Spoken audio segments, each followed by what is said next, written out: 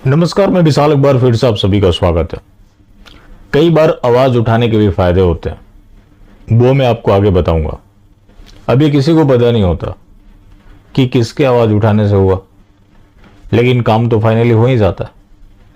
उससे पहले गरबा को लेकर बात। गरबा को लेकर आप चर्चा सुन रहे हैं। विधर्मी जो मंदिर सिर्फ इसलिए जाते हैं ताकि वो मूर्तियों को तोड़ सकें, क्योंकि उनके अनुसार मूर्ति पूजा हराम है और मूर्ति पूजा का कत्ल करो। उनका गरबा प्रेम देखें आप, तो उतनी भक्ति तो हिंदू में भी नहीं पाई जाती, लेकिन उनको सहारा है वोक का, जो कि वोक नामक प्रजाति सिर्फ हिंदुओं में पाई जाती है। अब वोक बता रहे हैं कि कोई भी जिज्ञासु गरबा में जा सकता है। ये किस तरह के जिज्ञासु हैं कि जहां ये ज्यादा संख्या में हो गए, वहां आप मूर्ति विसर्जन भी उस रास्ते से नहीं कर सकते। कोई भी प्रोसेसन हो, पथराव की 100% गारंटी है। और बताया जाता है कि ये तो मुस्लिम एरिया है। कांवड़ यात्रा भी नहीं निकाल सकते, क्योंकि उनके अनुसार मूर्ति पूजा और भगवान का भजन, जो भी संगीत है, वो हराम है। लेकिन गरबा में आते हैं तो इससे सेकुलरिज्म मजबूत होता है। अगर वही हिंदू जो अभी गरबा में है, इनके एरिया में कोई अगर पूजा पाठ भी कर ले जहां कम संख्या में है, तो उसको जान माल का भी नुकसान हो सकता है। अगर वो पूजा पाठ करता है तो वो सांप्रदायिकता है, उस रास्ते से कोई भी प्रोसेसर निकाल लिया, वो भी सांप्रदायिकता है। लेकिन ये अपना पहचान छिपाकर गरबा में एंटर करे, ये सेकुलरिज्म है। तो कमाल की दुखलापंथी है। अरफा खानुम सिरवानी भी सेकुलरिज्म का दुहाई दे रही है, खुद गरबा में पहुंच जाती है।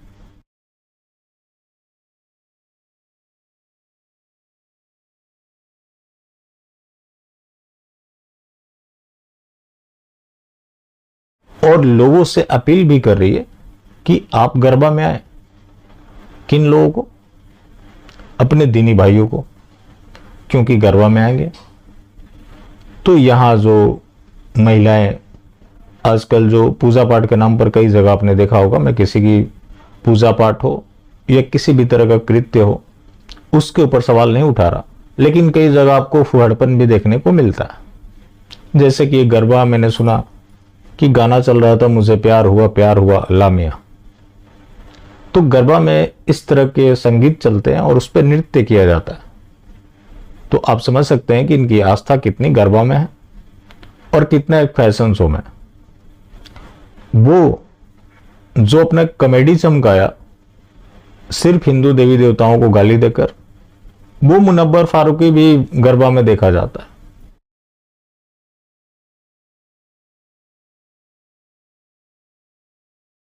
और बेशर्मी की इम्तिहा देखिए, लोग पहचानते भी होंगे, अब तो सेलिब्रिटी बन गया, लेकिन लोग साथ में डांस कर रहे हैं। ये तो एक अलग मामला है। लेकिन जो लोग गरबा में इनके आने को सेकुलरिज्म बता रहे हैं, जो कि गुजरात के खेड़ा जिले के नडियाद का है, जहां का प्ले सेंटर स्कूल, जहां का दीनी शिक्षक 30 सितंबर को बच्चों को बुलाया जाता है गरबा के आयोजन के लिए। वो जो टी शर्ट पहने होते हैं उस पे भी धर्मियों का नाम होता है।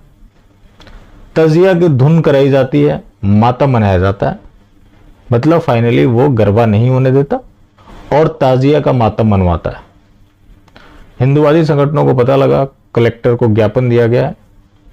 खैर, कलेक्टर साहब संज्ञान लेंगे, उसने जो करना था वो कर दिया। उस स्कूल में मजहबी है तो आप गरबा भी नहीं कर सकते। वो बेचारा स्कूल के रूल को फॉलो कर रहा था, उसके ऊपर कहीं कोई चर्चा नहीं। वो उसकी सांप्रदायिकता नहीं है। सांप्रदायिक वो है जो इनके गरबा में आने का विरोध कर रहा है। एक घटना जिसके बारे में मैंने कई बार चर्चा किया था, द्वारिका का बेत, जिसे दीनी लोग बेत शरीफ बनाना चाहते थे। वहां के जनसंख्या की बात करें तो 10,000 में 8,500 ये हो चुके हैं और मात्र 1,500 हिंदू बचे हैं। जो कि अधिक उम्र के हैं, जो युवा हैं, वो प्लान कर गए, जिसके ऊपर अब गुजरात सरकार ने बुलडोजर चलवाना शुरू कर दिया। जो भी सरकारी जमीनें थी, सरकारी अधिकारियों की मिली भगत की वजह से उनको बिजली कनेक्शन, पानी कनेक्शन सब कुछ मिला। लंबे समय से भारतीय जनता पार्टी की सरकार है, तब सरकार ने कोई सूद नहीं लिया। आपने भी आवाज उठाया था, मैंने भी आवाज उठाया था, जिसकी वजह से भी हुआ।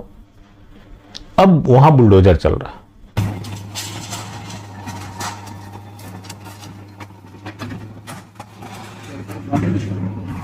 हाँ હવે કરાય કાંઈ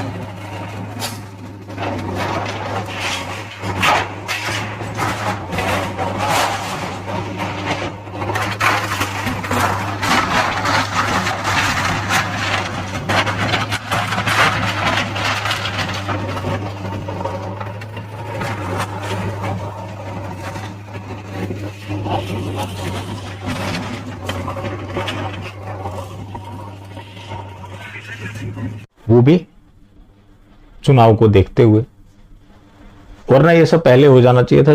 चलो जो भी हुआ अच्छा हुआ, लेकिन इतना कर देने से वेद सुरक्षित नहीं हो जाएगा। उसको सुरक्षित करने के लिए हिंदुओं को भी आगे आना होगा, सरकार को भी अभी और कड़े फैसले लेने होंगे। वरना कई बार ऐसा होता है कि ये दिखाते कुछ और है और करते कुछ और है। जैसे खरगोन का मामला आपको याद होगा। खरगोन में 26 दिनी लोगों के घर तोड़े गए और 88 हिंदुओं के घर तोड़े गए।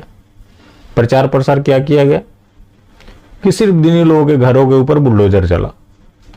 ये रोना दिनी रो रहे थे और जो मास्टर स्ट्रोकवादी हैं ये भी यही बात बोल रहे थे।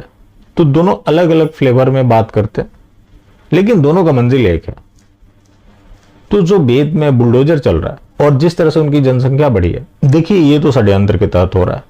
सरकार चाहे तो वहां पहचान करें, बहुत से घुसपैठिए मिलेंगे, बाकी जो उनका प्रोडक्शन कंपनी है वो तो चल ही रहा है। उस प्रोडक्शन कंपनी को रोकने को लेकर सरकार कहीं से भी गंभीर नहीं है। कल भी मैंने चर्चा किया था कि सरकार पहले बोल चुकी है कि हम उनको शिक्षित कर रहे हैं, उसके बाद वो स्वतः परिवार नियोजन को फॉलो करने लगेंगे। तो देखिए सरकार कब तक शिक्षित करती है, और पता नहीं जिस दिन तक वो शिक्षित हो तब तक द्वारिका छोड़िए लोगों के घरों के ऊपर भी कब्जा हो गया हो, तो ये कोई आश्चर्य वाली बात नहीं होगी। एनीवे, भूपेंद्र पटेल जी जो कर रहे हैं अच्छा कर रहे हैं, बेशक चुनाव को देखते हुए ही कर रहे हैं, लेकिन अगर लोगों ने इस चीज को याद रखा और इस प्रॉब्लम को प्रॉब्लम माना, लगातार इसके लिए आवाज उठती रही, तो भगवान श्री कृष्ण जी के कर्म भूमि को सुरक्षित किया जा सकेगा। बाकी जिंदा रहें तो फिर मिलेंगे, और मिलते रहेंगे तो जिंदा रहेंगे। मिलना जुलना जारी रखें, लेकिन हाँ, मास्टर स्ट्रोक वादी बिल्कुल भी ना हो।